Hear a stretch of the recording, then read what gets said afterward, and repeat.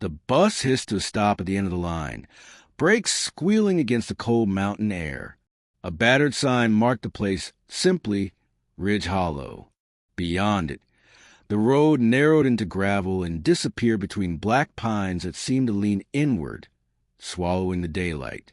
Nathan stepped off with his duffel bag slung over one shoulder. The air here smelled different, sharp with pine resin and damp earth, carrying a faint metallic tang he couldn't place. The driver didn't wait for him to get his bearings. The bus doors shut with a hollow clap, and the vehicle groaned away down the hill, leaving him in silence. His uncle's farmhouse sat 2 miles up the dirt track, past a scatter of weathered barns and rusty machinery left to decay among waist-high weeds. The place had been the family for decades, but Nathan had never been there until now. His uncle had called last week, voiced gravelly over the phone, asking for help with repairs before winter set in.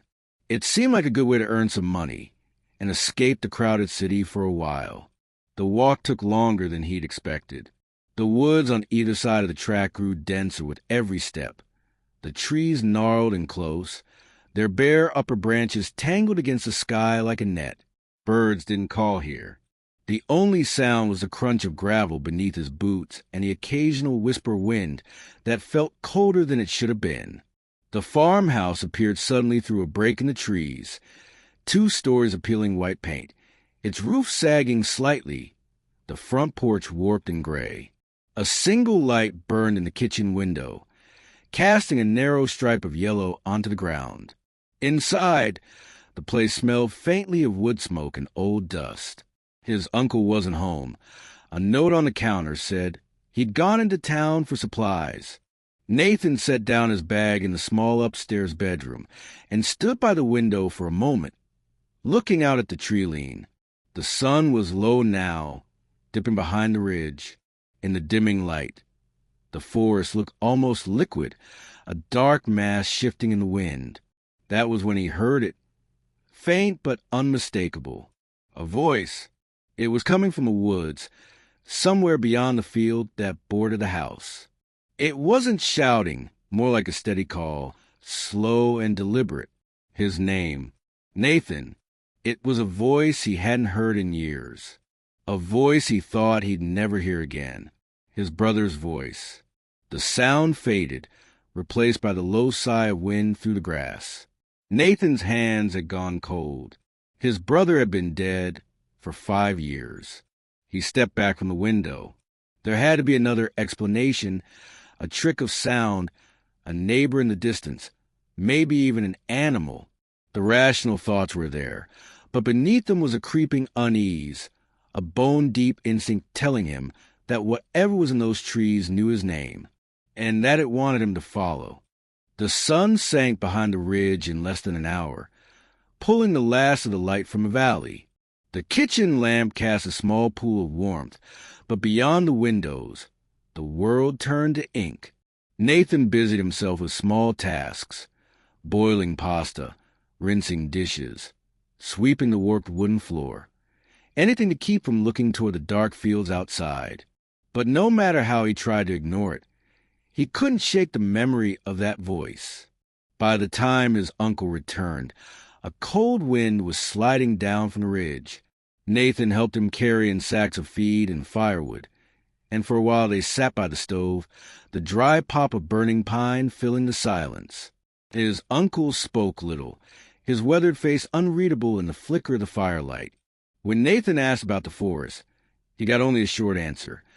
Don't wander out there after dark. It wasn't a warning said with fear, more like a rule that had been followed so long it was part of the air itself. Later, alone in the upstairs bedroom, Nathan lay under the heavy quilt, listening to the house creak in the cooling night. The wind had risen, rattling the loose shutters. He had almost begun to drift off when the sound came again. Nathan. It was closer this time. Much closer.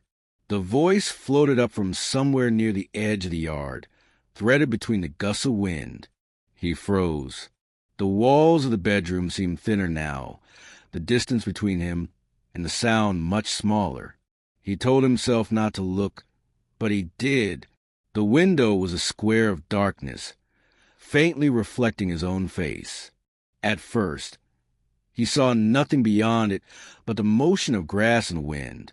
Then, at the very edge of the field, something shifted. Two pale points glimmered in the dark. Eyes, catching what little light there was. The shape around them was tall, far too tall, with long, narrow limbs that did not move quite like a man's. Even at this distance, Nathan could make out the antlers, black against the sky, branching high and wide. His breath caught. The shape stepped forward into the open. In the low light, the details bent and blurred. It seemed both impossibly thin and somehow wrong in its proportions, its head tilting with a slow, almost human motion. And then the voice came again. Nathan, exactly his brother's tone, exactly his brother's cadence. The figure took another step toward the house. Nathan stumbled back from the window, his pulse slamming in his ears. He pressed himself against the far wall, the quilt bunched in his fists. For several minutes, nothing moved, no sound but the wind. When he finally dared to look again, the yard was empty. But deep in the tree-line, something still glimmered, those same pale eyes watching. The morning brought weak sunlight and a brittle layer of frost over fields. Nathan half convinced himself that what he'd seen the night before had been a trick of light, a mind primed by isolation and the eerie quiet of the valley. His uncle was gone again, off to mend a fence line somewhere beyond the ridge, leaving Nathan alone in the house. For most of the day, nothing unusual happened. He chopped wood, stacked in the shed, fixed a broken hinge on the back porch. The forest stood silent in the distance, the antlered silhouette absent from the tree line. But as dusk settled, the quiet began to change. It wasn't that new sounds emerged. It was that the usual ones faded. No rustle of birds settling in for the night. No hum of insects. Even the wind seemed to skir around the trees, leaving them unnaturally still. Nathan was standing at the kitchen sink when the voice came again. Nathan, it was so close now it might have been on the porch. He froze, hands dripping water, head tilted toward the sound. Nathan, come on out. The words were smooth, coaxing, a perfect replica of his brother's voice on one of those summer nights years ago when they'd sneak out past curfew. The memory hit so sharply it made Nathan's chest ache.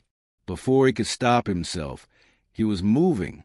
Out the back door, across the frost-slick grass, drawn by that voice that had no right to exist. The world was dim now, the last of the sun just a faint smear beyond the ridge. At the edge of the yard, he stopped. The trees rose black and silent before him. Somewhere deeper in, the voice called again. This way. Nathan stepped into the woods. The cold was immediate, pressing in like water.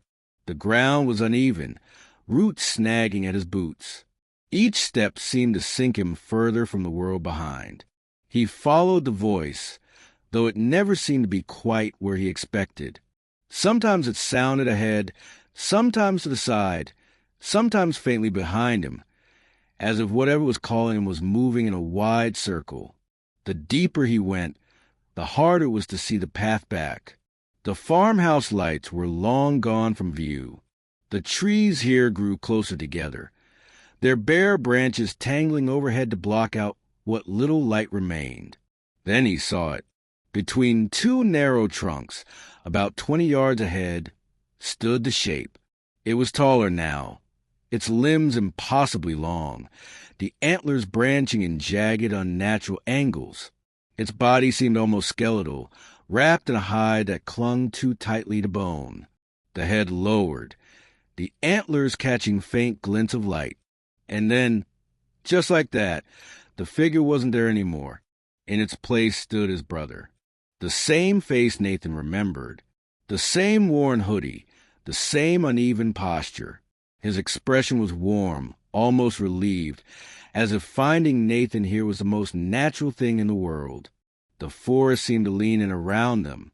For a long moment, Nathan just stared. His brother stood there in the dim forest, hands at his sides, head tilted slightly the way he always used to when waiting for Nathan to catch up. The pull to step forward was almost physical, a tug deep his chest, pulling him toward that familiar shape. But then something didn't fit. It wasn't the face. That was perfect. It wasn't the clothes. They were exactly as he remembered. It was the way his brother was standing, too still, as if every part of him was locked in place. Even his chest didn't rise or fall. No breath, no shift of weight. The air between them seemed to thicken. Nathan's legs trembled with the effort of staying still. Then his brother smiled. It was wrong. The skin of the face stretched just a little too far, the corners of the mouth pulling past where they should have stopped. The voice came again, his brother's tone, his brother's warmth, but now Nathan could hear something beneath it, a scraping, layered echo, like many other voices buried under one. Nathan, you've been gone so long. Come closer. Something deep in him screamed to run, but his feet moved forward anyway, one slow step after another, crunching the frosted leaves underfoot. His eyes fixed on a familiar face, his thoughts fogging. Only when he was within 10 feet did he see it. The skin around the eyes was too thin, stretched tight over something that wasn't bone. The pupils were pinpricks, unchanging in the dim light. And behind the human mask, just for a heartbeat, he saw it, the hollow shape, antlers jutting from a head too narrow, a mouth opening wider than any human should. The mask flickered back into place. The figure reached out a hand. The fingers were long, far longer than they should have been, the joints bulging beneath pale skin. Nathan stumbled back. The smile didn't fade. The voice softened, as if trying to soothe him. You're cold, Nathan. Come with me. But now the words were wrong, not an invitation, but a lure. And he understood in a cold rush that every step he took into these woods had been away from the safety of the farmhouse.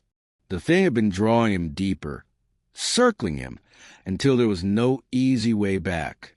A branch snapped somewhere to his left, then another behind him. He wasn't alone. The sound of branches breaking came again, closer this time, each snap sharp in the frozen air. Nathan's breath plumed white in front of him, ragged and fast. The figure that wore his brother's face did not turn toward the noises. It only kept its pale eyes on him, that impossible smile fixed in place. Then in one smooth, unnatural motion, it tilted its head back. The voice that came out was no longer his brother's. It was deeper, fractured, layered with tones that scraped like metal dragged over stone. It poured through the trees, a sound that wasn't meant for human ears. The forest answered. Shapes began to move between the trunks. Shadows on two legs, unnaturally tall, their limbs bending in ways that made Nathan's stomach knot. They kept to the edges of his vision, flickering from tree to tree. The figure in front of him stepped closer, its feet making no sound on the frosted ground. The mask of his brother's face wavered, the skin blurring, peeling, revealing the thing beneath. It was taller than before, the crown of antlers now jagged as dead branches in a winter storm. The face was elongated, the mouth splitting wide to reveal teeth like shards of glass. Its body was gaunt, ribs jutting under skin stretched thin as parchment. The arms hung too long, ending in hands with claws that scraped against the bark of a nearby tree. Nathan turned and ran. The forest seemed to close in, each tree crowding the path. His boots slipped on frozen leaves, his breath tearing in his throat. Behind him came the sound pursuit, not just one set of footsteps, but many, heavy and fast, darting from side to side as if to cut him off. The voice followed, now warped beyond recognition, calling his name in a dozen overlapping tones. Sometimes it was behind him, sometimes ahead, sometimes to his right, making it impossible to know where the thing truly was. He broke into a small clearing, and for a moment thought he'd lost him, until the silence hit. No wind, No breath of movement in the grass. At the far edge of the clearing, it stepped out, in its true form now, the antlers scraping the low branches above. The eyes glowed with a cold, alien light. Its chest didn't rise or fall, but the mouth opened wider, wider, until it was a black void in its skull. Nathan stumbled backward, his foot catching on a root. He hit the ground hard, the cold biting through his clothes. The creature moved toward him, each step deliberate, as if savoring the moment.